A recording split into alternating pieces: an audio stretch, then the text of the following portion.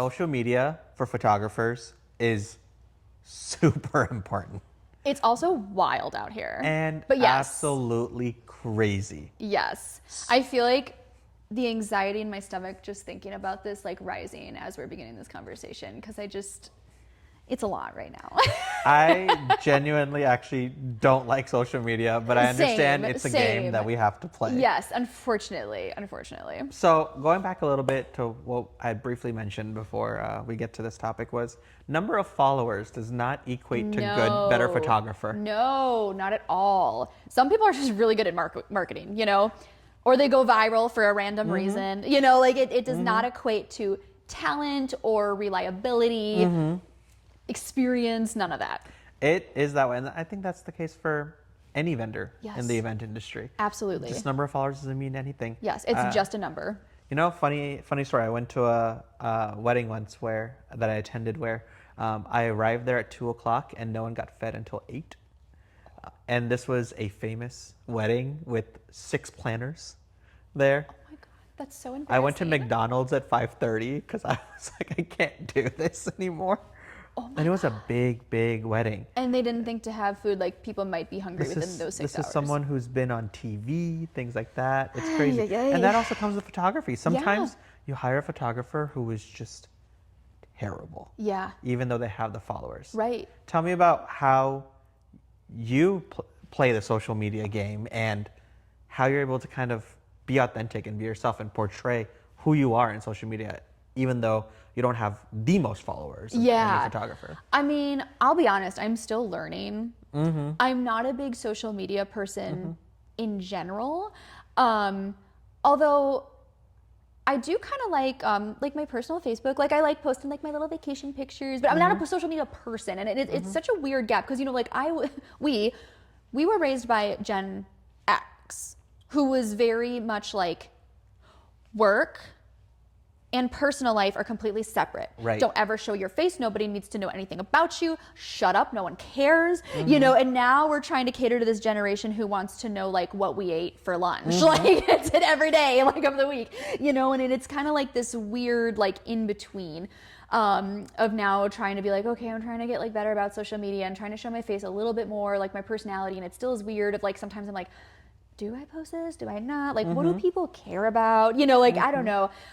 So I'm learning. I'm not ever going to claim to be a social media person. It's not my thing. I try to be visible, very far from an expert though, for sure. So I don't know, at this point, like I just kind of post what I like. I try to post a little bit about me. I mostly post my work. But I like to do like a lot of behind the scenes. I love doing like education. I feel like that's super important. Education is like, everybody needs to like focus on that. Like if you were a couple who's getting married, like focus on education talk, you know, like of the bridal, you know, stuff, not just like the tea or like whatever's entertaining, like really like hear what people have to say, you know? But yeah, so that's kind of like where I land on that. And it's surprising because a lot of people are like, oh, photography and social media go hand in hand because social media is just photos and videos. Sure. So it means that photographers should easily be the best social media people. And it's not true. Because like, I feel like I am not a content creator. I am not, I don't know anything about marketing. Like, it's just not me, you know? And like, and I've just never been the person, like, I'm so bad at like taking behind the scenes stuff. Like on a wedding day, like I am not that person who's like, oh my God, you know what? While I'm doing this super stressful job right now, let me pull out my phone to get this behind the scenes of like my vendor meal or something like insignificant. You know, like I just don't think about it or I don't have the time. So I fail every day, but I'm trying to get better. It really is a struggle. I need to hire someone to just be like, do it for me. One day we'll get there. So then how do couples use social media? How should they use social media in order to plan their event and also decide who is the right photographer for them? Yeah. I mean, I do think you can see a lot about a person's personality nowadays through social media. So again, kind of going back to like, make sure you like who you're hiring. Like, are they similar to you? Are they the energy you want? You know, and whether that's like, sometimes you can tell that through the captions. Sometimes you can tell it through like the short forms or like this, like podcasts that they've been on or like whatever, like you can get to like know them, you know, parasocially, if you will, but like if it works, it works. No, that's definitely true. But then sometimes, I mean, sometimes you see these photos and they're just actually not fake, not real. Yeah. Like Yeah. AI has been a big thing. I mean, we've had the big issue in Yes. Chicago about it Uh-huh. with a photography company that turned out they were doctoring photos and using other Yes. people's photos and editing them. Yeah. How do couples really figure out what is and isn't authentic? You know what's so scary? And like, oh my God, I'm gonna try like not to have a panic attack like on set right now about this just because I am terrified of AI. Like, and I just know it's part of the future. Like, I know I just have to accept it. And like, but like with everything, there's like good and evil, you know, that it's how it's going to be used. And I know a lot of people are going to and have already been abusing it, as people do with anything, you know, like, I guess I'll say this, and you know, like the whole thing that happened in Chicago, this is just one person who has the spotlight on them at the moment. This is not the only person. Oh, definitely not. And I think a lot of us are like forgetting about that. Like we're kind of like directing all the attention toward this one person, but like this is so many people. And what's so terrifying about it is like, I feel like even like 6 months ago, like you could look at photos and be like, oh, that's fake. You know, because like it was very bad. Like somebody has a hand with like 7 fingers on it or like something weird. Like there was always something that's off, but like it's learning so fast. And like with a trained eye, even me, like I can't tell that they're fake. Like it's getting, I mean, I saw those photos before that they were proven that they were fake. And I was like, oh my God, what a beautiful photo shoot. Like I looked at them, like I didn't catch it. Like there's so many things. Like I actually thought that like Zendaya and Tom Holland got married like in like Italy or something. And then I learned all those were fake. Like they literally looked so real. Like, and I know the things to look for because it's like, that's my job. I know how to like spot things. But yeah, I mean, I think the truth is like, it is just becoming a part of the industry. And okay, so this is my theory, if I may share. And obviously like I don't know the future, but this is how I think AI is going to impact me / the wedding industry as a whole. And I could see this like within the next couple years because of how quickly it's moving. You have right now in the wedding industry, like your budget, like DIY brides, right? Then you have like this middle ground, okay? And then you have like luxury and then like ultra luxury. I think what's going to happen is there's going to be this like great divide between like this middle area of the market, right? Where I think what's going to happen is a lot of people who are like, well, I really want this, but I can't afford it, might just be AI in their weddings. Like they might be, you know? And I think we're just going to see more and more of AI, like taking our jobs, like, and it might, like it literally might. And then I think you're going to have this other branch of people who are like, I want human-made content. Like I want it to be real. And there are going to be like 2 separate groups. I do think the world always has a way of like recorrecting itself, like kind of back to a more like back to reality, you know, like the pendulum swings like really far one way and then it kind of swings back the other way. I do think there will be a surge of like just fakeness. I really think like social media might like low-key disappear for a couple years because like I'll even say like I don't even want to go on Facebook anymore because I feel like everyone and their mom is just like posting like AI pictures of themselves. I'm like, I don't want to see fake pictures of you. I want to see real like it took like the fun away from social media. It's like I want to see your real life. So I feel like maybe people might kind of go away from it for a little bit and just like go back to human connection and like realness. Right. You know, because they're just missing that because they're not getting it through social media anymore. Like when AI gets even crazier. For sure. And I think the pendulum will swing back. And I think that, you know, and again, this might be like several years down the road, but I think like people really will like kind of come back to human made like content and just connection. I really feel like the imperfect moments, like the things that AI is not for sure. You know? For sure. So I think that that's what's going to happen. Now, do I think AI is like the devil or something? Like, no, absolutely not. Like I use AI like in certain aspects of my business. I think most all photographers do, but and I really don't want to like say too much just because I feel like there's so much that's already been said. The Vendor Table podcast, who are our photographers, did a really good episode about this, kind of like differentiating between the two things. But like, you know, there's kind of like unethical AI, which is like what we saw happen here in Chicago of this photographer making completely fake content, advertising it as real, harming couples through this, right? Like just not delivering on what was promised. Like unethical, obvious. I think everybody can unanimously agree like that wasn't cool. Sure. But there is like more like assistive AI, which is like, you know, for choline. Like there's apps that like can help us. I actually don't use them myself, although I'd like to start to later this year because I feel like it would help me be more productive. Of like, it kind of goes through your photos and like just automatically like removes, you know, the blinks, the blurs, the dark pictures, so I don't have to sit there and manually do it, right? Like there's stuff like that. And I do use like generative AI, like let's say like if there's like a garbage can in the back of photos or an ugly microphone stand, like I will absolutely remove like, you know, like unnecessary or unappealing like objects, you know. But for me personally, and this is just a personal stance, like I don't want to make anybody into something that they're not or their location. Like I want to keep it as true as possible. For you sure. know? I mean, it makes sense. Everything you kind of have to do in moderation. Yes, and that absolutely. really is, that is what it is. You have to balance it. Yes. I mean, with what happened in Chicago, there was several aspects of it. It was not just the AI aspect. I mean, there were parts where that company was literally stealing photos. Yes. Oh, that too. That is not too. even an AI issue. It's Yeah, not about yes. them even AIing it. Yes. It's just straight up stealing photos. Yes. But then there's also, if you are using AI, use it in a way where it's actually just lightly editing or lightly touching or just small things like like a garbage can in the background. Yeah, because like nobody wants to see a garbage can in the back and that's of their understandable. photos, right? Like even as planners and designers, like from a design perspective, actually, AI has been something that's been kind of helpful for us in providing mock-ups for couples where they're like, hey, what do you mean when you say that you're going to have florals here and you're going to be having invitations like that? Like, what do you So we're like, okay, here's a little mock-up kind of idea.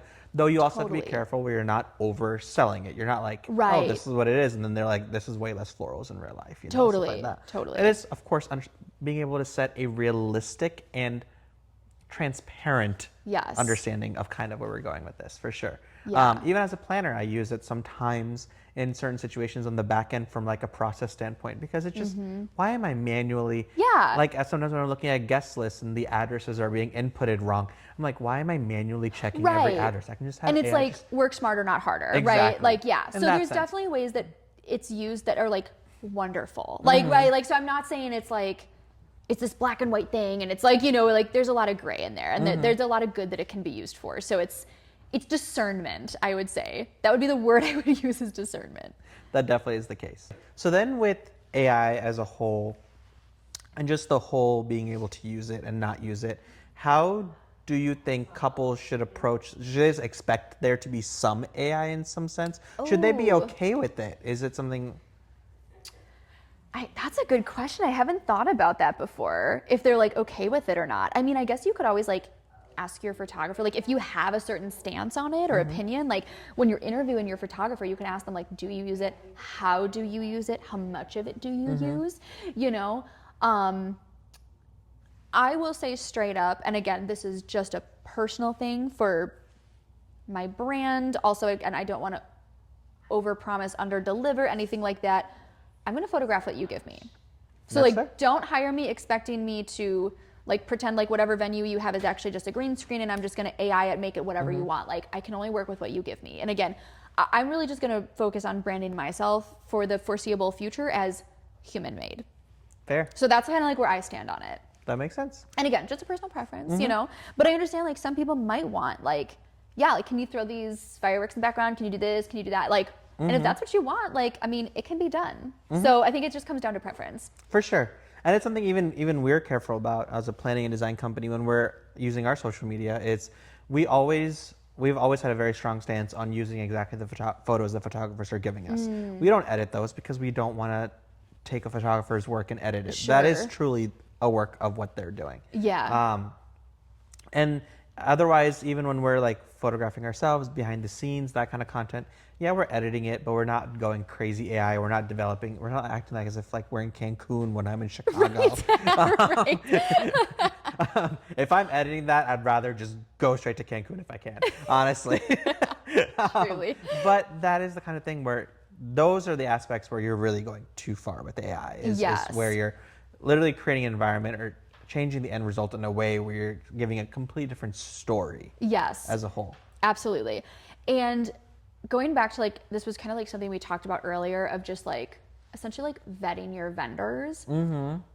If you are concerned about that, of like running into an issue like with this said photographer in Chicago, right? Like, oh my God, I don't want that to happen to me. Like, what if I hire someone and I think that this is all real and then it turns out it's all fake or I was lied to?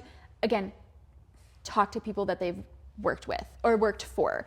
And I feel like if you ever, and this goes for any vendor, if anybody has in their contract that you need to sign some type of like NDA, or I forget what the other one's called, but basically like where you're not allowed to leave them like a bad review of any kind. Crazy. Okay, first of all, that's illegal. It's unenforceable. Like, run. That should be like your biggest red flag. Like, I have never had any type of clause like that in any of my contracts. I'm like, no, like, say what you want about me. Like, at the end of the day, it's a reflection of me. Like, you know, so like, give your honest review. Like, I'm not trying to like be out here policing what people say about me. Like, and again, it goes back to integrity and your character.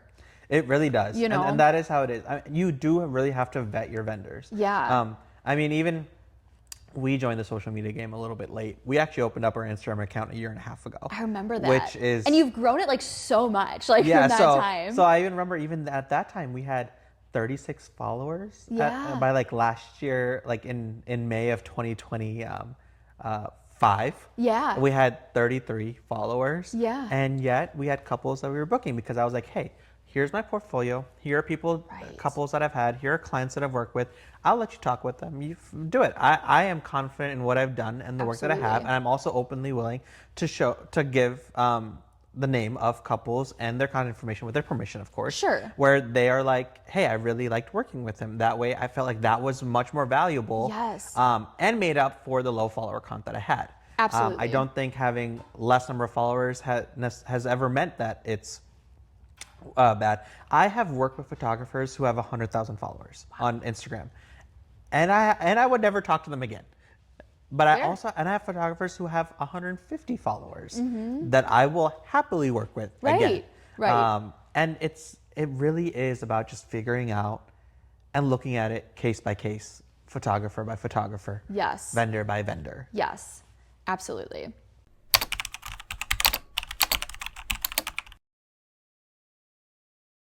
When couples are trying to decide who the best photographer is for them, one important aspect is budget. And honestly, budget varies greatly. It does. There are photographers who are $1,000. There are photographers who are $50,000. Yes. There's some huge names. There are some smaller names. How do you balance where you are pricing wise, and also why is it such a broad range? Oh man. It's like opening a can of worms. There's like so many thoughts that I have that are maybe a little bit all over the place. Help me if I forget to answer one of your questions, because I feel like there was like multiple things within that question. I could grab at a lot right now. Okay, so I will say it's so hard because like it's like an apples to oranges situation, right? This is not like buying a white t-shirt. Right. Right? Like everybody offers something completely different. There's not like just this one set standard thing, which I think is why you see so much range. You know, some of it's like, it's location dependent, some of it's experience, some of it's just the name, right? Like it's all different things. And I will say, there are wonderful photographers in all of those budget points. There are. Like, I am not gonna be someone who says like, anybody who's charging like, you know, below this amount or from this amount to this amount, like they're awful, don't trust them. That's not what I'm saying. Like, there is a photographer for everyone out there. Now, are there warning signs? Like if somebody is really, really low and then they're promising to deliver something really, really high, sure, maybe, yes, like watch out for that kind of stuff. But I think you can find talent like in any range of the market. You just have to find that talent, right? Yeah. I think for me personally, how I have priced myself, a lot of it's location based, you know, kind of like, okay, what's kind of like the general going rate, right? A lot of it is experience based. I mean, I have 16 years of experience. That's a lot of experience. It is a lot. And I can charge more because like I'm ready to handle it, right? Like I am prepared. Like this is my life's work. Like, you know, I've worked my way to this price point.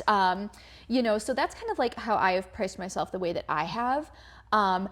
I don't, and this is just again a personal thing, and I'm not saying that this is like, I'm not like crapping on this and being like, oh, like I don't want to be like those people. That's not it. It's just my personal brand. I don't want to be a volume photographer. I don't want to do 50 weddings a year. Like I will die. I know a lot of people do. That's too much for me. Like I would rather do less weddings and have them more curated, have more of a relationship with my couple, like take the time to get to know them, like really put all of my energy into a set amount of weddings. You know? Honestly, I think that's why we get along so well, because we kind of have very similar philosophies in that. Even we do only one wedding every weekend. Yeah. We're not doing volume. It's because we're curating it. We're providing that experience. Yeah. It makes it is different. And for some people, and like there's a lot of super successful like volume photographers, and they love it and they love the energy. But me personally, I'm like an introverted extrovert. Like I'm actually more introverted of a person, and then I have to be extroverted for my job. But like my social battery is only so big. So it's like, that's why I'm like, I have to pick and choose like where I put that energy, right? No, I get it. I mean, there are big planners out there who are like, I have 25, 26 staff coordinators and stuff, and they're doing like multiple weddings. Yeah. Or even photography companies where they're like, I have 15 photographers that I work with, and I love it for them. Oh, me too. Me too. I'm like, that's a great like business. Like, yeah, right, for you know, sure. For me, I'm like, I'm here for the fun and the art of it. Exactly. So I'm like, I'm just gonna like pick and choose. Which is why, and I'm like, whoever your planner is, even for us, like it's me, or if it's day of, it could be someone else. But even on the full planning events that I do, I'm like, I always attend them. Yeah. It is big for me because it's fun for me to be there as well. Yes. It really makes that process. Like you want to be part of it. Exactly. Yeah. And honestly, I'm having a great time. Yeah. I actually think that for a great planner is enjoying the day with you. Absolutely. Because I am relaxing, chilling. Unless something's going wrong, I am having fun with the rest of you. Yes. And I feel the same way, like with my people. I'm like low key, like, I hope this doesn't sound bad. Sometimes I think I actually might be more excited than they are. Like sometimes I feel like I'm putting more emphasis on the day, and I kind of laugh about it. But like I feel like that is the energy that like your vendors should bring. Like I want to like just give you my all, you know. And it's like, and I also selfishly like I want good photos of your wedding for my portfolio too, right? Like, you know, but yeah, like, yeah, it's like, it's nice that like we're excited for our couples, you know, and it's not just like, oh, it's just another wedding. No, for or sure. like, okay, when do I get to clock out? Yeah. And I think that's also why you're pricing yourself where you are. I mean, for being so young, you do have the experience where you're actually on the upper end of experiences for photographers. Yeah. Which is kind of crazy to think about. Because I started when I was a child. I know whenever I tell somebody how long I've been doing this, they like look at me really confused and they're like, "How old are you?" And I'm like, "No, I'm about as old as I look." You know, I'm like, they're gonna meet Mikayla, and by the way, she has like 15 years of experience. She's done like hundreds of weddings, and they're like, they look at you and they're like, this young person, like her, like what's going on there? I know. I'm like, I promise, I'm not lying. It's just I started as a baby. But yeah, so even with your pricing, it really does come with you doing the aspects that other people haven't done, or you have the experience that also allows you to charge what you do. There are a lot of photographers though who do charge less, and some of them are good. Yeah. Some of them are not good. Sure. There are also photographers who charge way more than you do, and some of them are good, and some of them are maybe not that great to work with. Yeah, absolutely. And that just really is how it is. It is a case-by-case basis. Obviously, charge what you think you're worth. Absolutely. And that really is the case. And if a couple wants to go with you, that means they do feel the value in having you Yes, there, absolutely. So. And one thing I will say, and this kind of goes into like education with couples, and I'm not faulting couples for doing this, because for a lot of people, it's their first time getting married, and you don't know what you don't know. And what I see like with a lot of people is sometimes I think couples maybe don't do the research. And while there is like, yes, there's a huge range, right? Within any market of like, there's people, like you said, who charge 1,000, some people who charge 50,000, right? Like generally there is some form of an average. Sure. Right. Sure. Or like, you know, or based on what you're wanting, like you can kind of be like, okay, this seems legit based on whether it's experience, the name, the quality, whatever it is. But like what I've seen a lot of couples doing recently is sometimes it just kind of feels like they're pulling numbers out of their butt. Sometimes it does. Of being like, well, this is our budget, so who can do it for this? And listen, there will always be someone who will take your money for that price. True. And I would just encourage couples to like do your research and be like, okay, does it does this make sense? Right. And the reason I bring that up is like, so I'm like on like a lot of bridal pages, and I see a lot of like photographers probably who are newer to the industry who are posting like pricing that is so ridiculously low. And I'm not saying this because I'm not hating on those people. I was there too. I was also a budget photographer. Right. And there are great budget photographers. Honestly, there are some people who I feel like I look at their work, I'm like, damn, like you're as good as me. Like charge for it. But like, you know, like you're great. Like, so I'm not saying this is like always like a talent. It's not like automatically a red flag. And so I'm not trying to like group everybody into one box. But, you know, you do hear of so many scams or so many people like over promising, under delivering. And I think it comes from a lot of just inexperience or amateurs. And again, we all have to start somewhere. I was there too. But I think a lot of people are biting off a lot more than they can chew because they're making their prices way too low. Right. And that's where you hear these horror stories of like, my photographer never showed, or they didn't have the right gear, or this, or like there's so many things. And like one example I want to give is just, again, it's like, okay, let's use our brains for a sec. I saw somebody post the other day on one of these bridal, pages on Facebook, like she had a pricing menu. And it literally said, and I looked at her work and it was actually like, it was decent, like very amateur, but like she was good. I was like, man, like I remember like when I was in this, but like it took me a while even just to get to like where you're at, like you're doing great. But she had this pricing and it was like, it literally said, I wish I still had the picture of it, but it was like all inclusive, flat rate pricing. It was like 12 hours of photo coverage, 2 photographers, engagement session, album, anywhere in the entire world for $1,200. Wow. I'm like, I need to talk to this girl's travel agent because how are you flying like maybe from the US to you're going to Jakarta to Japan or wherever and you're still making a profit after you're because with the destination wedding, like you're there multiple days. Yep. Hotels, flights, taxi, food, you're paying your second shooter, spending a couple grand on just making the album, like and you're still making money. Like, I'm not saying you got to charge ridiculous amounts where you have to price, but you have to live. You have to buy food at the end of the day. And like what that just like screamed to me was like, and it wasn't like, it didn't even scream like scam artist. Like it wasn't even that. It was just more like inexperience. Like probably someone who's never traveled before. Right. Never been anywhere. And you don't know what you don't know. So I'm not faulting her, and it's just like, but again, like couples need to think about that too. Like if something seems too good to be true, it probably is. So like just do your research, like see what people are charging, who you like, who you have kind of vetted, and like you're probably going to get a better gauge that way than just trying to find like whatever somebody's like tossing at you on a bridal page, like, oh, you want this? Yeah, I can give that to you. Here's how much to charge. Like, is it? No, it makes sense. I mean, it is hard, especially if you're newer in the industry. You try to figure out a way, and sometimes you see these prices and you're like, it's absolutely insane. Yeah. I mean, I've seen planners who are like, I charge $1,000 and I'm going to plan this, and this for you. And I'm like, I don't know how you do it. Yeah. The number of hours required for that are crazy. Right. But I think you're worth more. I mean, even recently, I think we were talking and you sent over your new pricing list and you were like, oh, it's a little bit more than what it used to be last year. And I'm like, I didn't question it at all. I was like, it makes sense. That's what you're worth. Like, I get it. I didn't even question it at all. But then sometimes you have other photographers where I look at the pricing list and I'm just like, why are you there? Like, I get that you're charging that much because that's what you see your value as. But also I'm just like, why would I ever recommend you to my couples when I can get the same quality and experience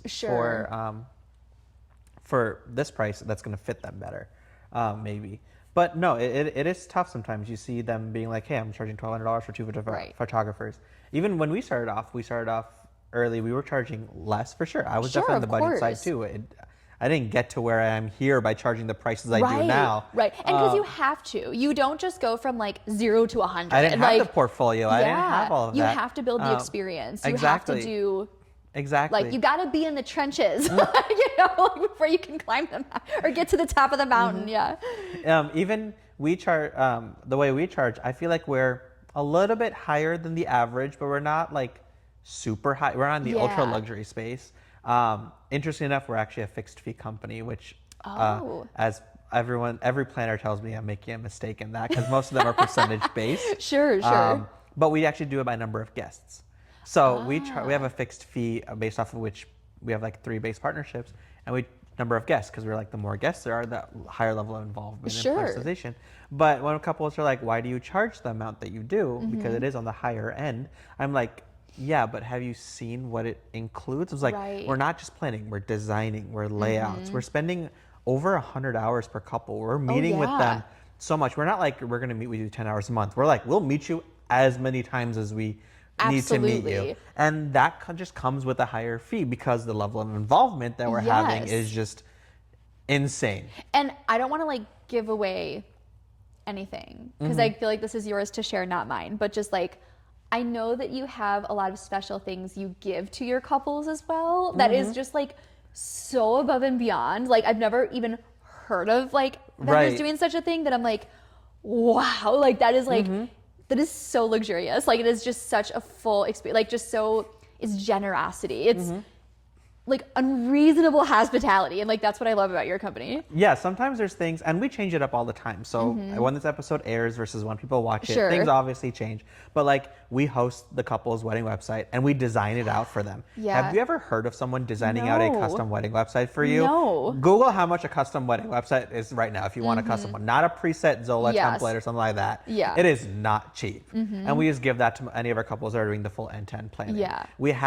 We recently have been giving a jewelry stylist to all of our couples. That was Which- like the craziest thing to me that I've which- ever heard. I was like, what? I mean, we're creating. Can I get married again so you can plan my wedding so I can get that? I mean, it makes sense. We have the vision boards, we have the couples color palettes, we Yeah. have their goals and ideas. Once they figure out the outfits and the accessories, something which most planners don't help you with. No. Most couples are like, I'll figure out with myself. I'll look into the research. I'll work on it with my parents and all that kind of stuff. And we're like, we have a jewelry stylist who'll just give suggestions to you and help you figure out where to source it from. Yeah. And if you even want something custom made, our stylist is a custom jewelry maker who will Yeah. make it for you. So cool. So it's a level of involvement that you get. We've offered free teeth cleaning for brides because Which I love that. why Who doesn't want a pearly white smile? exactly and what planners reminding you to clean Yes. your teeth. Yes. I mean, teeth are important. They You're are. smiling. They are. Yes. Things like that, or even we're giving jewelry boxes for the wedding day now. That's a more recent thing that we've started. So cool. Love. Just random things that we're just tossing in there. That like it's like that's why it's honestly it's sometimes a struggle for us because when we're having our initial consultation, they're like, "What do you do?" And I'm like, "How long do you Everything. have?" That's a great response. Honestly, one of the previous episodes, Rachel from Chicago Styl's Wedding Magazine. Yeah. Check out that episode, by the way. When we filmed with her, every time I hang out with her and we talk for like 2 hours every week, she's like, "I'm learning something new about you every time." It's like, why are you Also doing this? same. Like our business card is bars of soap that we make. Which was such a hit at the expo the other day. Oh yeah, that we Oh did. my God, people loved that. Yeah, everyone would come over and be like, "Are you the soap people?" Like, And can I'm we like- get one of those? Can we get a business card? It's like every quarter we work with a husband and wife couple in St. Louis and we make soap with them. Yes. And the colors change, the scents change. They're vegan, biodegradable, all that kind of stuff. And that's our business card. That's our information on But there. you know what? That's the stuff people remember. Like I cannot. And I've told you like a little bit about this, but just different like expos I've attended or networking events. Like people come up to me because they know that I know you, and they're like, "Oh, you know them? Like that? Like they're so luxury. Like even people all the way out in the suburbs, and y'all have only been here like a year. Like and like the name that you've already built for yourselves, like it's insane. Like the positive reputation, and I'm here for it. Yeah, I mean, when you think about it, I mean, you've been in Chicago your entire life, right? Yeah. I've been in Chicago for a little over a year. We were actually based out of New York City before then. Yeah. And being like named one of the top 15 planners in Chicago in Yes, 2026. like, that's why I'm like, this is crazy. Like being able to go to networking events where someone's like, "Oh, you're Koka-Lattes events." And I'm just Yeah, like, it's a big "You've deal." Heard of me? Like, Yeah. I feel so honored to be in that space where when someone says, "Oh, you're a Koka-Lattes," Yeah. I'm just like. And so also, you deserve to be because you've worked so hard to We- be here. I- You have moved mountains in the time that you've been here. It really ended up being where we were trying to figure out what are couples missing in the process. Like I have heard so many things about how planners are not doing a good job. Yes. I've heard it. I've seen it. I feel like there are weddings, and I always feel like even I can do better. Yeah. I don't feel like I've fixed the entire system or something. Oh, sure, we're always I don't growing. I'm Yeah. always growing. Though I do feel that if I saw a problem and I'm like, we have to fix this problem. I saw a planner once where they were like, we'll do all this stuff. This is what's included, but we won't make reservations for you with vendors. And I'm like, why won't you just sign the, like we saw an issue where even from a planning perspective where couples were, they were like, okay, I'll connect you with this vendor and then you can just talk with them and then figure all that stuff out. Yeah. And my job as a planner is done. We give the option for couples to run all the contracts through us where they're never signing another contract until their wedding day. Smart. So because smart. that way they're not spending their time reviewing contracts. Yeah. And you doing know what all to of look that. for. We know what to look for. We know Yeah. what questions to ask. Things that you just might not expect. Yes. Like we had we did a hotel room block where the couple was like, oh, I'm so happy they're able to provide transportation to us to the venue. I looked at the contract and it said, we may provide transportation. We'll Yes. let you know 2 days in advance. And I'm like, that does not mean they're providing you transportation. Right. The word may here really, really changes this up. And It we are like, we does. have to re-talk this with them. I've even seen photographers, which a lot of couples will like just read over contracts or don't read contracts, who have like actually had it in their contract where it's mandatory that you give them a 30% tip of their total cost. Yeah. It's a lot of money. That is a lot of money. And tips are not expected. Like, you know, that's a lot of money, especially if you're charging like 15 grand. Like, and then your client realizes this like the day before and they're like, oh. no, that is the case, which being the event planners that we are and stuff, and we actually do very much encourage tips to all of our vendors. A lot of times they're like, oh, that means I'm giving 10% tip or 20% tip to even my photographer. And I'm like, I actually tell them, you don't have to give a 20% tip to a photographer. I'm not saying you don't have to give them a tip, but why not make that day so easy and good for them that they'll be okay having a smaller tip because they just had a good time, an easy time. Yeah, for That's sure. why even For like sure. when we work together in certain aspects and things like that, whether and I know we haven't worked in weddings, we worked in other things where sometimes you're just like, hey, you're working with AJ, like here's a little extra thing that I'll throw in there for you because I know Yeah. it's just easy to work together. It makes our life Absolutely. easier. Things like that just really make it different for everyone. 100%. And that is something that couples don't realize, that it really is different in that sense. It really is providing an experience. Yes, absolutely. And that really is what it comes back down to at the end of the day.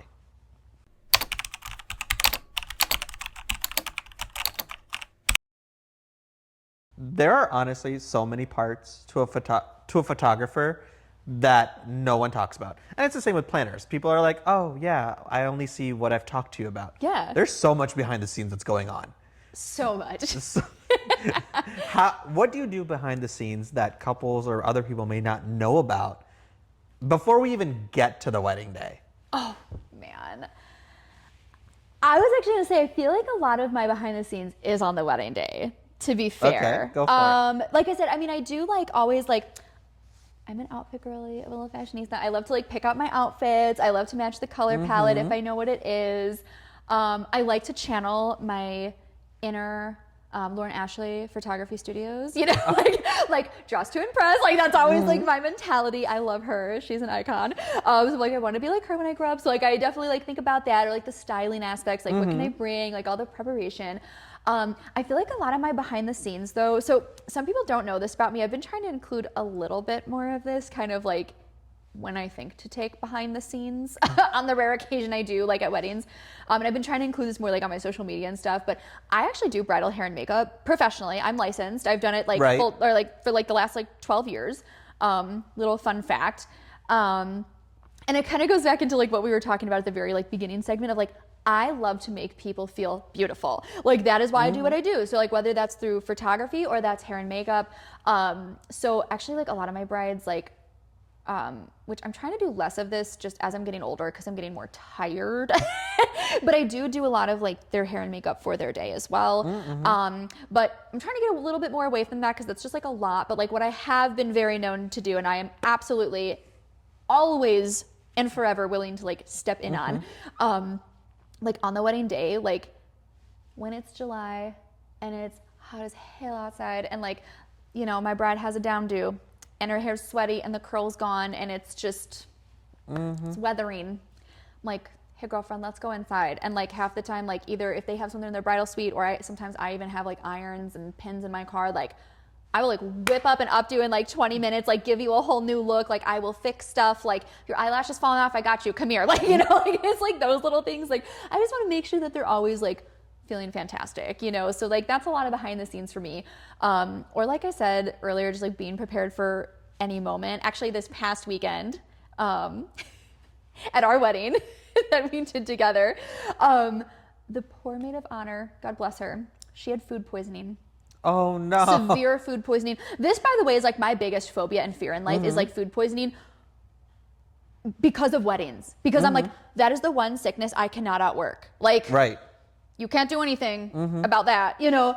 And so I am just like a walking medicine cabinet wherever I go. Like when I go to weddings, and thankfully, like God, like I thank God I've never gotten sick. Like I've been fine, but like I do just carry it because I feel like it's very common that people get sick on wedding days, you know, whether it's because they were drinking too much the night before or food poisoning or just the stress and anxiety like makes people sick. So like you best believe I have like every tummy medicine on me available. No, it makes sense. I mean, even I'm on adrenaline the entire day. Yeah. I actually have a ritual where I eat the exact same thing every morning before an event. I do too. It is the lamest item from a chain restaurant ever, but I do it. But it's like your safe food, It's my right? safe food, Yes. and I do it every single time. I am the same way. Like the day before a wedding, I won't even go out to eat. Like I'm that psychotic. Like even if it's a trusted restaurant, Right. like I just eat at home. I have my standard meal, the same thing in the morning. Like I just have to know like nothing's gonna happen. Like today cannot be the day. Yep. Even when talking about like vendor meals, I always tell them, I'm like, you don't have to worry about me. I'm actually not part of that vendor meal thing because I'm not eating that.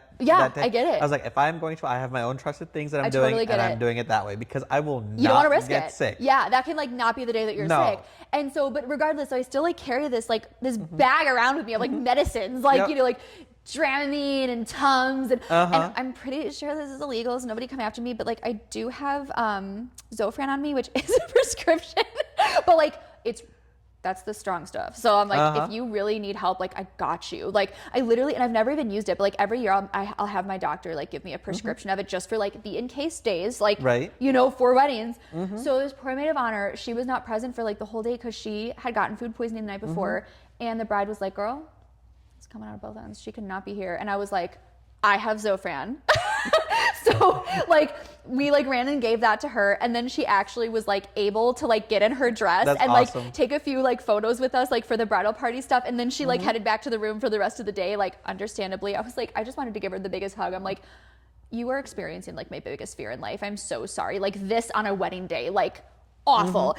But yeah, so I feel like a lot of my behind the scenes stuff is just like not even about photos. It's just those random little You never things. know. Even as planners, we have a 132 item wedding emergency bag that we have a power drill on us. I'm like, you never know. You never know. And some item's gonna fall, and there's some frame's gonna break, and you gotta just put a screw in. You gotta go with it. We have screws. We have everything. We have Tide pens. You know, we have all of that. Even other things that we do behind the scenes on the planning side that I always tell couples, and we're one of the very few to do it. We actually keep backup vendors for everything. I have backup photographers. I saw that on your website. I'm like, that would be so like calming to know as a couple. Yeah, I mean, it was a really big thing for us, especially early on, especially with COVID and things like that, where people would get sick, so we just need backups. Now it's not as much of a thing that we need, but you just never know. Like if someone gets the stomach flu or food poisoning before, like you never know. We had a wedding where the rabbi went missing during the ceremony time because she decided to go pick up her kid and thought she'd make it back in time.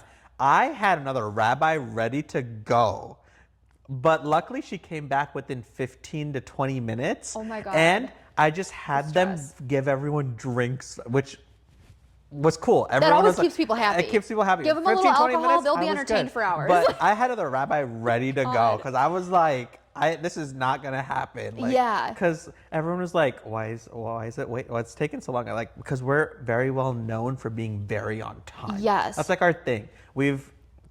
knock on wood, only had one Yeah. wedding that's actually started even a minute after the That is ceremony impressive. time. Impressive. And that was just because we were 5 minutes away from the venue, and suddenly there was an accident in front of us that just had to get cleared. Yeah. And that one was 12 minutes late. Like that is That's the nothing. latest that we've done. But even at that though, like it's just having that emergency kit, having those backup vendors. Yes. We actually have backup caterers, which sounds insane. Okay, but you know what? That happened at a wedding like 3 weeks ago. The caterer forgot. They forgot. They thought it was the next day, and they How do didn't you do show that? up. Yeah. Exactly. You never know when you're gonna never need it. know. We've had an event where the DJ was the groom's friend, and he was getting drunk during the set, and we were like, I need another DJ here. And by being able to do that, it fixes everything, and everyone's Yeah. still fine. Even I like to get involved in the process. Like I've been learning how to be I've been working on my bartending. I have with 2 people fed 300 people in a single day before. Like That's crazy. and it's like, why are you doing this? Like we literally made pizza for a couple and their entire, like ourselves, 4 of us, for a rehearsal dinner and things like that. All things that we do just because of the fact that we're like, you never know Yeah. what's going to Yeah. happen. Truly. We have photo booths on hand if you ever need. We're like, we can get you a photo booth in half an hour if we need to. Listen, From God our- forbid if I ever get food poisoning, I know I'm calling you and being like, if all 3 of my second shooters are busy, I'm going to be like, AJ, we'll have somebody. Let's not wish that though. Let's not No, ever hope that no. happens, but I'm just saying. I mean, even recently we had that issue, right? Recently, the expo that we did where we weren't able to rent a U-Haul Oh my because the entire God. system was down. So our entire booth, our entire space, we weren't Yeah. able to recreate. So 3 hours before the event, we were creating a brand Yeah, new a new set and everything, and we did it. And it looked amazing. And we got so many We compliments. got so many compliments Yeah, for everyone it. was like, oh my gosh, guys, this is so nice. Yeah, it's like, where did all these flowers and everything come from? And it's like, thank you. Out of my ass. But we made it work, and it looked fantastic. It looked actually, it looked amazing. really good. Yeah. So things like that you just have to account for behind the Yes. scenes from an emergency. And I'm so happy that as a photographer you're doing that. Yes. Because photographers don't. No. They just come with their camera and their camera equipment, and they're like, I've done my job. Yes. You know, like. Yes. Or again, like I've even heard so many vendors say, like, not my problem. Just roll their eyes at the littlest thing that they could help with, like fluffing the dress. Yeah, like, for what's- God's sake, can you get down on a knee and just help? Like, is it that difficult for you? It really should. I don't understand why some vendors aren't able to go above and beyond on that. Yeah. We had an instance where a bride was going across some grass because of an outdoor wedding. I immediately ran over and stopped her so that I could lift the dress up so that I wasn't running across the grass and getting dirty, because it's so easy to do that. Yeah. And it's gonna make a world of difference at the end of the day. Absolutely. So just little things like It's that. the little It things. really is. But then you're behind the scenes. It doesn't end with just the photos being taken. You have the whole editing process, which I feel like couples never think about. They don't. They And don't. editing is so important. Yes, it is. Being able to frame a photograph and taking the right photographs is super important. And the editing is arguably just as important. Absolutely. Tell me about that process for you. So I actually love editing. I feel like a lot of photographers kind of like hate that part of the process. They're like, I just want to shoot, and like I hate that I have to go home and work. I'm an introvert. I love being home. I sit on my couch with my cat and I edit for days. Like, and I just edit, but I'm in my heaven. Like I'm are, usually watching 'cause- something stupid like Scooby-Doo or whatever. And I'm just like editing. No, it's great. I'll be like, I was like, we need to have a video chat, and you pulled up in robe with like towel over your head. I'm like, are Actually. you at a spa or on your, like, what is going on? You're just like, Literally, like, I'm like- listen, me on a wedding day versus me on Monday, like we're 2 totally different people, okay? Like unrecognizably so. But no, like I love the editing, but it is so important, and I don't think like people like really realize like how much goes into editing, and you know what? I will say every photographer is different. I can't talk. Every photographer is different with editing. Some people do a lot. Some people do very minimal. I feel like I'm somewhere in between. I'm very like true to color. I'm very natural. I'm very whatever. My goal is like whenever I'm taking pictures, I'm trying to make them as perfect as possible in real life, so there's less to do later, right? But of course, like there's little things, but I do go like a little above and beyond, and I feel like most photographers do not do this. What most photographers do is they just like batch edit their photos, which is basically like, you know, you put them into an editing software such as Aftershoot or Lightroom or whatever it is. You slap a filter on them, delivered, done. Right. Okay? Like bada bing, bada boom. It takes you like 20 seconds, okay? I do that. So like everything is like, you know, my branded coloring, contrast, sharpness, color correction, like all that, you know, like all the things. Pretty standard. But then they go through an additional round of editing.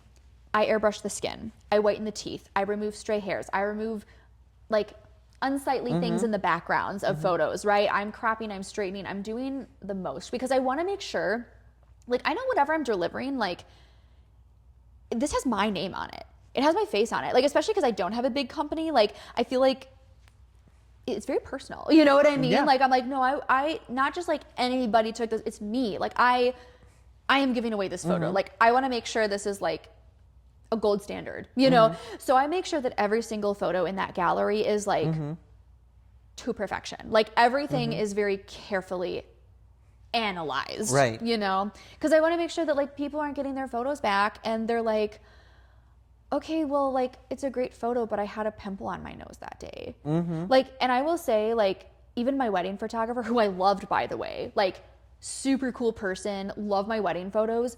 She doesn't do any of that. And my husband, like, he has really like bad, like just like cystic hormonal, I don't know, whatever it is, like acne, like really, really bad. And I actually like did his makeup for our wedding. And because she was like, yeah, I don't do that to I don't edit. And so I edited it out of the photos, you know, and I made him like wear makeup and stuff too. But like, it was just like, I feel, and I hired a luxury like, I feel like with luxury, that should just be automatic. Right. You know, like, you should do a little extra, you know? No. And again, I love my wedding photographer. Like, I love my photos. Like, I'm not like saying that, but I just feel like there's like a caliber that I want to be at when it comes to like expectations. Like I want to deliver only the best of the best. No, it makes sense. I mean, even bringing up the point of having like a pimple on your forehead or something like that. Yeah. It's something that a lot of couples actually deal with because there are a lot of most couples do get stressed. Oh, absolutely. Very much so leading up to their wedding day. No matter how much help you have. Stress does that. cause pimples and like breakouts and things like that. So it's something where you do expect a photographer to be editing that out and being able to absolutely fix that. Even when we provide actually all of our photographer recommendations that we do to a couple, we go through a pretty intensive process of when we recommend it to them. We have a full design, we have a full like document that we provide them with some sample photos of that couple, of that photographer, of what they've done, of what their focus is, what their fortes are. Even we actually go into the whole editing process. We answer two things specifically, which couples never think about. One, is that photographer editing the photo themselves, or are they having someone else do it? Very good question. And second, are they editing the photos in bulk, or are they segmenting it out? Yes. Now, you're going a little bit more above. You're definitely on the side of you're editing them yourselves. You're not yourself. You're not having it do third party, and you're also in that space where you're kind of segmenting it out, going process by process when you're doing this. How do you? And in general, the photographers that we gravitate towards naturally are the ones who are editing it themselves and going segment by segment. However, there are a lot of photographers out there who do give that work to someone else to edit. There are actually a couple of companies on my blacklist, even here in Chicago, that I just refuse to work with because they won't they won't edit the photographs themselves, and they bulk edit everything at once. So while some photos look okay, it doesn't look okay right on others. How do you do you think that it's something that couples should be more aware of and should be asking photographers when trying to decide who the right one is? That's a good question. Yes and no. So I guess I would say this. If you have like really like done a deep dive into your photographer, like you've looked at multiple galleries, full galleries, not just 5 pictures on their Instagram, like full galleries throughout an entire wedding day. So you can like, if everything looks very consistent, cohesive, it's safe. You know, whether the photographer is editing or they have somebody who's editing it. You know, I'm not against photographers who like hire out, you know, somebody to edit, as long as like that work is consistent. Like they're using the same person. It's not just like, I'll throw this wedding at this person and this one, and that's good enough. And like, no, like your couple is paying for like this, right? Like this thing. So like it has to be like, it has to be that. It has to match, that right? makes sense. It has to meet that expectation.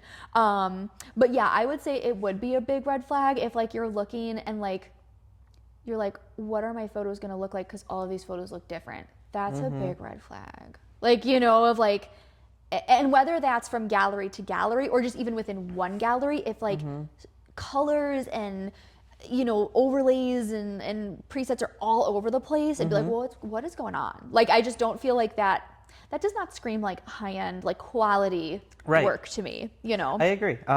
Yeah, being able to edit your own photos versus sending it out to someone else, that's not where I really have the issue with a lot of times. I usually have an issue when photographers are just bulk editing everything, where some of them look good and some of them don't look good in terms of photos. I mean, even I've worked with a videography company where they openly, they're like, hey, I have my editor. I have the same editor that I use. He's in Europe, and I use him all the time because he does a great job. Yeah. And I like his work. Absolutely. And I like the end result that he's providing me. So I'm like, Yeah. and I like the end result that he's providing the couple. So I'm like, totally. go for it. You know your strength. You know you're really good at taking videos. Yeah. But you feel like editing, the other person's much better at you. So you work, and that's included, and you make it work, and that's great. And I'm completely fine with that.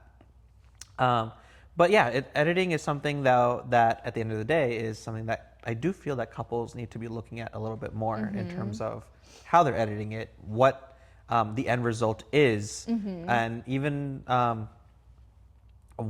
much of it is being edited. Yeah. Because you can go too far. Oh, definitely. I mean, you can definitely go way too. I mean, and you can edit too much. You can AI too much. I mean, it's a whole thing. Yes, absolutely. How do you find the right balance in that for yourself?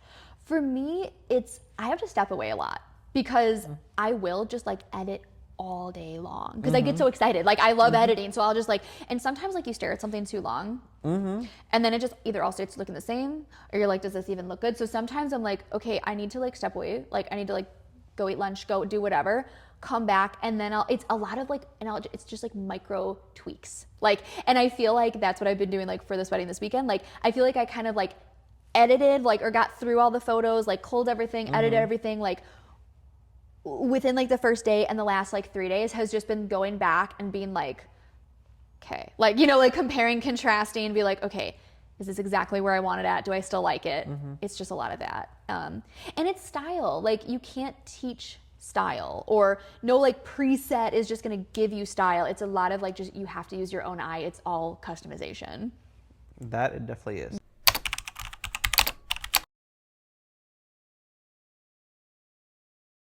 It is always great talking to you, but we have to have some final thoughts here because we could talk for hours and hours. This podcast could be like 3 days long. It really could. And it's not even an exaggeration, honestly. No. So what would you like to tell as a final thought to couples who are trying to figure out who's the best photographer for them? I would say just find someone who really resonates with your vision.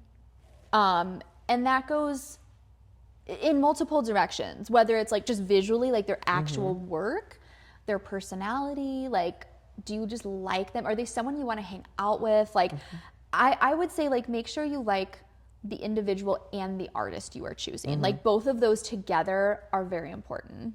Makes sense. So then what would you like to say to photographers who are newer in the industry or trying to make it? Like, how do they become successful?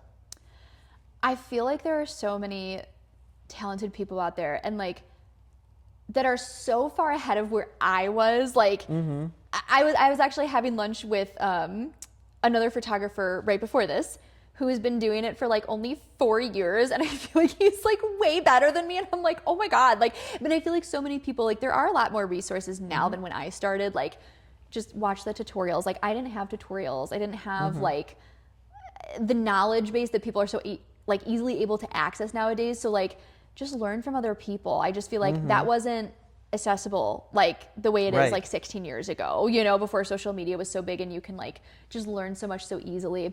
I feel like the biggest thing for me, unfortunately, very recently in my business that like I wish I could go back and like tell myself like years and years and years ago was network. Like what you're doing, what I am now doing. I, for the longest time, stayed in my little tiny box. And for those who don't know, like me personally, like, yes, I work in Chicago a lot, but like I actually live like out in the suburbs. And that's where I mostly worked up until more recently. And I feel like I was very content. I was happy. I was doing my thing. I stayed in my zone. I only have one friend who is a photographer. Only one. That's like in industry in general. Like, that's it. And she was like actually like one of my mentors in the beginning. But besides her, like I didn't have anybody else to like look to. And the reason for that, and I don't know if this is like, and again, I don't want to like put labels on people or, you know, I don't want to put anybody in a box, but like this was like a common denominator that I kind of kept seeing like throughout my years. I don't know if it's like a suburban thing. I don't know if it's like a Gen X thing, because this tended to come from like slightly older people than me. But whenever I would work weddings or meet other photographers, it was a very negative experience.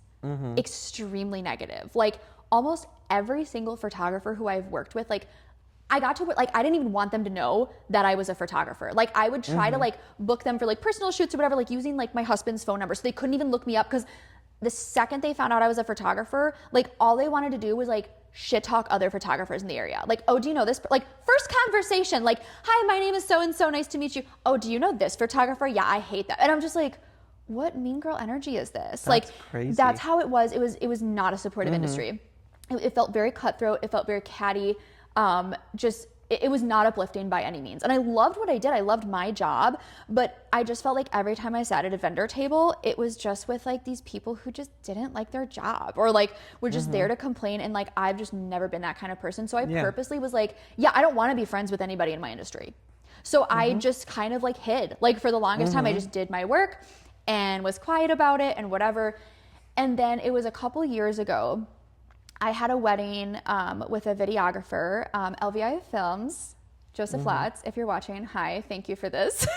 I've known him my whole life. We're like nearly family. But anyway, we had a wedding together, and he, for I feel like the last, like, he's lived up in the city for quite a while now, but I feel like the last 5 years, I really saw his work just like take off, and just doing like these extravagant weddings that I could never even dream of doing. I was just like, how are you getting these weddings? Like, I've never even had the opportunity to like photograph something. Like, I would love to do like something like of that caliber, like, you know, and, but I just feel like it doesn't even exist out where I am, you know? And he was the one who was like, you need to network. Like there's all these events in Chicago that I go to. Right. Some of them are free, or you can join these ones. Or like, he's like, it was all my network. It was the people that I met. It was the relationships that I've built like within the industry. And he's like, come to these with me. Like, I will show you the way, basically. And he has like totally just like taken me under his wing. And I'm so grateful for him. And so I just started attending those like last year. So this is very, but like literally within the last like calendar year, the person I've grown into is just, I don't even recognize myself. Like, my work has improved. Like, just how I view the industry as a whole. I feel like I've just been around people more recently who are just like, they're excited to be here. They're supportive of one another. Like, they're teaching me, and it's not like this gatekeeping or negativity. And I honestly, I didn't know it existed until a year ago. I just had to find like the right group of people to be around. That's crazy, because I mean, it's very sad that you had to experience that with photographers growing up. I'm sure it seems like your experience with other photographers is much more positive over the last year. Yes, massively. As a whole. And I was like, wait a minute, this is like not that much farther away from my house. I just didn't even know it existed, because none of the people made me do it.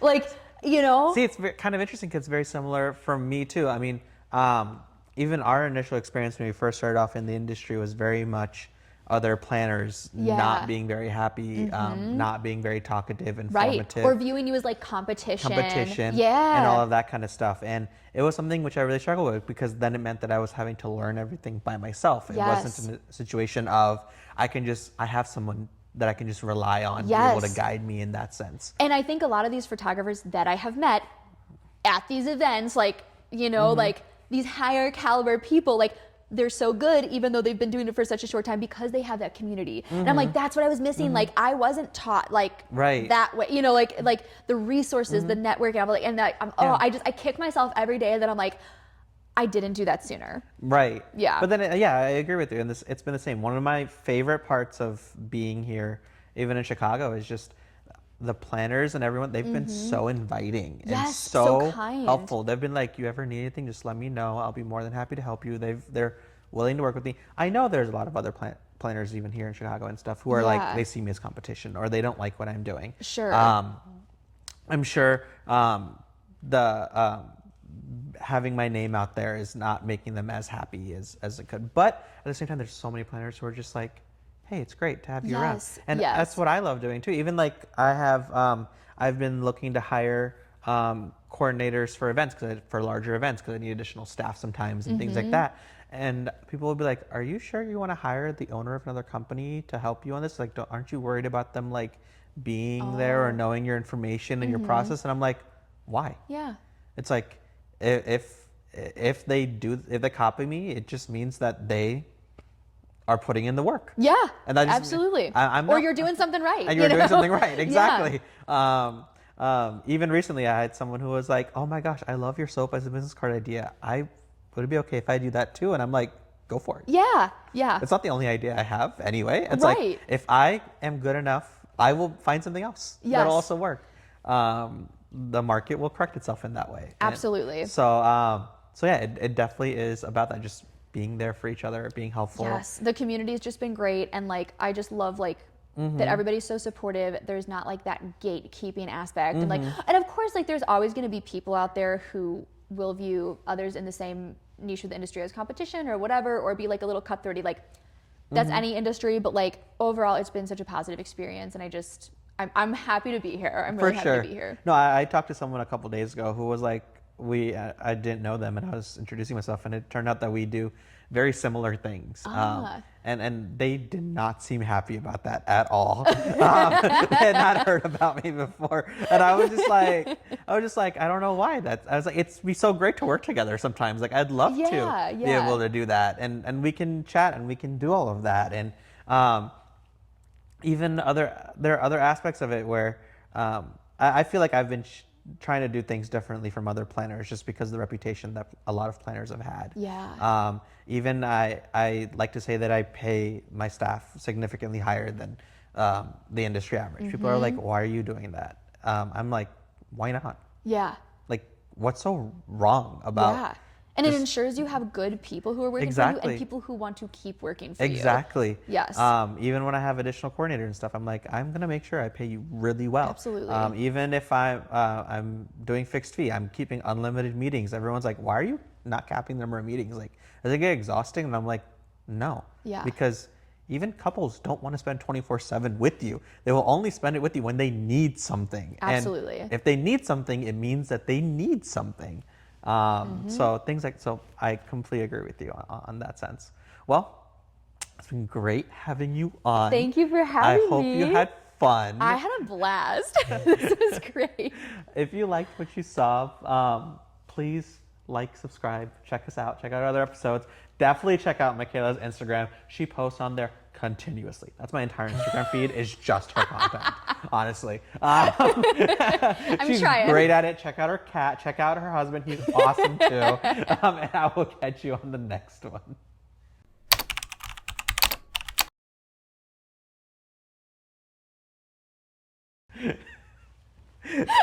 Thank you for throwing Abby and my husband in there. They're like my whole personalities. I saw the birthday party post recently for your cat, and I was just like, man. We're so dumb.